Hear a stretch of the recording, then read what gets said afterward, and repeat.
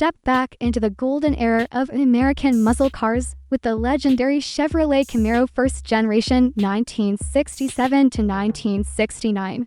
From its birth as a fierce Mustang rival to its rise as a cultural and performance icon, this story uncovers every detail, every roar, and every milestone that made the Camaro an unforgettable automotive legend.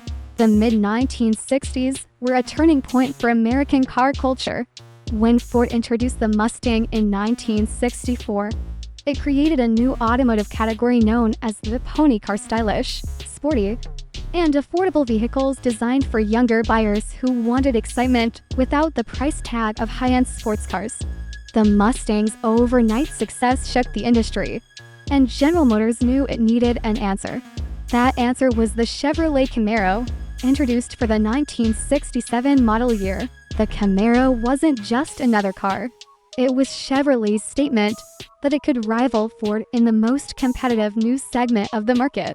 Behind the scenes, Chevrolet engineers worked tirelessly to create a car that would not only match the Mustang, but surpass it in design and performance.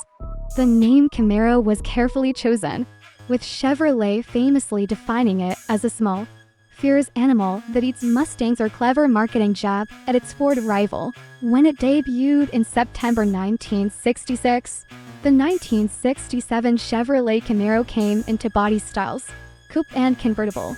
Buyers could choose from a variety of trim levels, ranging from the base model to the more performance-oriented versions. This flexibility was crucial in appealing to a broad audience.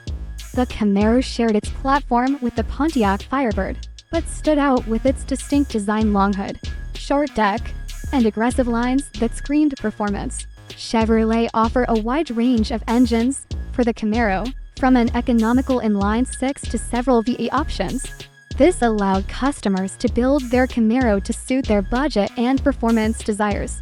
The highlight trims included the RS Rally Sport package, which added hidden headlights and upgraded styling, and the SS Super Sport model, which came with a powerful 350 or 396 cubic inch V8. These versions gave the Camaro both style and substance, quickly gaining attention among enthusiasts. But perhaps the most iconic version introduced in 1967 was the Camaro Z28. Built to comply with the SCCA Trans Am Racing Series rules, the Z28 featured a high-revving 300 cubic inch V8, heavy-duty suspension, and performance upgrades that made it truck-ready. With only about 600 units produced in its first year, the Z28 was rare, but immediately established Camaro's credibility in motorsports. It wasn't just about looks.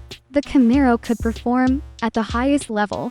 The 1967 model year was a strong start, but Chevrolet wasn't done refining its new competitor. In 1968, the Camaro received subtle yet meaningful updates. While the basic body style remained the same, small changes like the adoption of federally mandated side marker lights and new ventless side windows gave it a sleeker appearance. The changes may have seemed minor, but they helped the Camaro stay fresh in a rapidly evolving market. Performance continued to be the Camaro's strongest selling point. In 1968, Chevrolet doubled down on the Z28, producing over 7,000 units compared to just 600 the year before. This was proof that the market for high-performance pony cars was growing, and Camaro was gaining ground on Mustang's early dominance. The SS model also remained a strong seller, giving buyers a big block V8 option that delivered the kind of raw power muscle car fans craved. The Camaro wasn't just about performance. It was also about image. Chevrolet's marketing positioned the Camaro as a stylish yet attainable car for young Americans. It appeared in TV commercials, magazines, and even pop culture, quickly becoming a symbol of freedom and individuality. Buyers loved the fact that they could personalize their Camaro with endless options: colors, stripes, interior trims, and performance packages. Whether you wanted a budget-friendly cruiser or a fire-breathing track machine, the Camaro could be built to suit your lifestyle. By the end of 1968, The Camaro had firmly established itself as Mustang's #1 rival. Sales were strong, and the car had begun to carve out its own loyal following. Chevrolet had succeeded in creating a car that wasn't just a copy of the Mustang, but a true competitor with its own identity.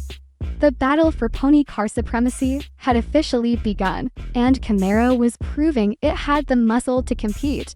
The years 1967 and 1968 were foundational for the Camaro. These models laid the groundwork for what would become one of the most iconic muscle cars in American history, from its stylish design to its racing pedigree. The first 2 years of the Camaro demonstrated that Chevrolet was serious about competing in the pony car wars. But the best was yet to come. In 1969, the Camaro would undergo a dramatic transformation, becoming even more aggressive and introducing legendary versions that would cement its place in muscle car lore. By 1969, Chevrolet knew it had to push the Camaro even further. The pony car market was heating up. Ford Mustang was still selling in massive numbers, while new competitors like the Dodge Challenger and Plymouth Barracuda were entering the scene to stand out. The 1969 Camaro underwent a significant redesign that gave it an aggressive new personality. While still based on the original 1967 platform, the 1969 Camaro looked dramatically different. The body featured sharper lines, a wider stance, and a sportier, more muscular profile. The front end was redesigned with a deeper grille, new headlights, and a more aggressive appearance that instantly set it apart. The rear end also received a facelift with updated taillights and a wider, stronger look. These changes weren't just cosmetic, they symbolize the Camaro's evolution from a stylish pony car into a full-fledged muscle car. Chevrolet continued to offer a wide variety of trims and engine options, ensuring there was a Camaro for every type of buyer. The base model remained affordable and stylish, while the RS Rally Sport package added hidden headlights and distinctive trim details. The SS Super Sport once again delivered serious performance, with V8 engines up to 396 cubic inches, appealing to enthusiasts who wanted raw power. But the true star of 1969 was the Camaro Z28, built for racing homologation. The Z28 had already made waves in 1967 and 1968, but in 1969 it truly came into its own. Equipped with a high-revving 300 cubic inch V8, heavy-duty suspension, and four-wheel disc brakes, the Z28 was a track weapon. Chevrolet marketed it directly toward performance enthusiasts, and thanks to its racing pedigree in the SCCA Trans Am series, the Z28 became a legend. Drivers like Mark Donohue piloted the Z28 to victories on the track, further cementing its reputation. Another highlight of 1969 was the introduction of several special and limited edition Camaros that pushed performance to new levels. Among the most famous was the Camaro ZL1, an ultra-rare model equipped with an all-aluminum 427 cubic inch big block V8. This engine, developed from Chevrolet's racing program, made the ZL1 one of the most powerful and fastest Camaros ever built.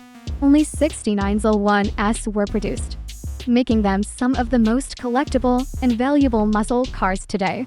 Chevrolet also experimented with COPO's central office production order Camaros in 1969. These special order cars were built for dealers who wanted to create street-legal drag racers. The most famous COPO models were the 9560 and 9561 Camaros, which came with the legendary 427 cubic inch engines. These cars were brutally fast and became instant legends among drag racing fans. The existence of COPO Camaros showed just how serious Chevrolet was about giving enthusiasts the most powerful machines possible. The 1969 Camaro also played a role in American pop culture. One of the most recognizable versions was the Indy 500 pace car Camaro, a white convertible with orange stripes and houndstooth interior. Thousands of replicas were sold to the public, making it one of the most iconic special editions in Camaro history. The car's presence at such a high-profile event boosted its visibility and appeal across the nation. Sales numbers reflected the Camaro's growing popularity. In 1969, Chevrolet sold over 243,000 Camaros, a strong performance that proved the model had secured its place in the competitive pony car market. Although it still trailed the Mustang in raw sales numbers, the Camaro had established a reputation for being the more performance-oriented, aggressive alternative. Enthusiasts now had a real choice between Ford's original pony car and Chevrolet's rapidly evolving rival. The legacy of the 1969 Camaro cannot be overstated. Its bold styling, performance packages, and rare high-powered additions turned it into a legend. Collectors today consider the 1969 Camaro one of the most desirable classic muscle cars, with models like the ZL1, COPO, and Z28 commanding astronomical prices at auctions. More importantly, 1969 marked the year the Camaro stepped out of the Mustang's shadow and became an icon in its own right. This first generation of the Camaro, spanning from 1967 to 1969, laid the foundation for decades of success. The 1969 model was the ultimate expression of that generation, combining style, performance, and cultural impact. It showed the world that Chevrolet wasn't just competing, it was leading the charge in the muscle car wars. As the 1970s approached, the Camaro would move into its second generation, adopting a longer, lower design and continuing its rivalry with the Mustang. But for many enthusiasts, the first generation, especially the 1969 model, remains the purest expression of what a muscle car should be: bold, powerful, and unforgettable.